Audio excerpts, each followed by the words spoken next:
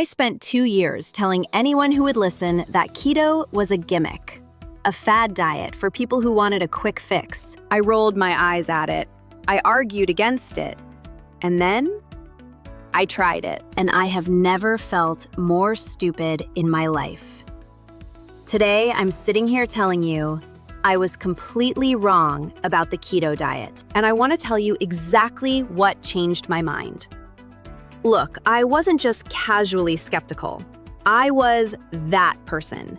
When friends told me they were doing keto, I'd hit them with the whole speech. That's not sustainable. You're just losing water weight. What about your heart eating all that fat? I genuinely believed keto was one of those diets that worked short-term and then blew up in your face. And honestly, my skepticism wasn't random. I'd read stuff online. I'd seen people quit after a month. I'd heard about the keto flu. From the outside, it looked like a miserable, restrictive way to eat. And I couldn't see why anyone would do it long-term. So I just dismissed it. For 2 whole years. Here's the embarrassing part. I didn't try keto because I did more research or because someone convinced me with facts. I tried it because I was frustrated. I'd been eating what I thought was healthy. Whole grains, low fat, the works. And I felt awful, tired all the time. Brain fog, constant cravings. The scale wasn't moving. A close friend of mine, someone I trust, had been doing keto for about 3 months, and she looked and felt completely different. Not just physically, her energy was different, her mood was different, and she said something that stuck with me. She said, "I'm not on a diet. I just stopped feeling like garbage all the time." That hit differently. So I said, fine, 30 days. I'll try it for 30 days and prove myself right. The first week was rough. I'm not going to sugarcoat it. The keto flu is real, and it knocked me sideways. Headache, tired, irritable. I almost quit on day 4. But I pushed through. And around day 10, something shifted. I woke up one morning and I just felt clear, like the mental fog I'd been living in for months had lifted overnight. I didn't need 3 cups of coffee to function. I wasn't starving an hour after eating. I had energy in the afternoon, which, for me, was basically unheard of. By the end of 30 days, I'd lost weight, yes, but that wasn't even the part that got me. It was how I felt.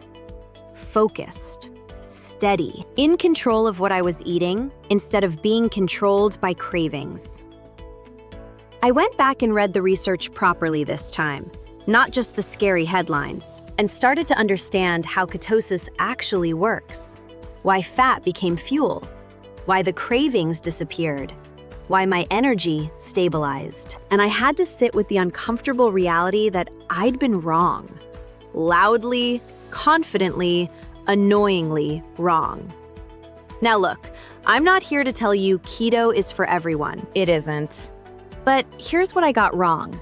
I judged it based on how it looked from the outside instead of understanding how it actually works. I confused different from what I was taught with wrong.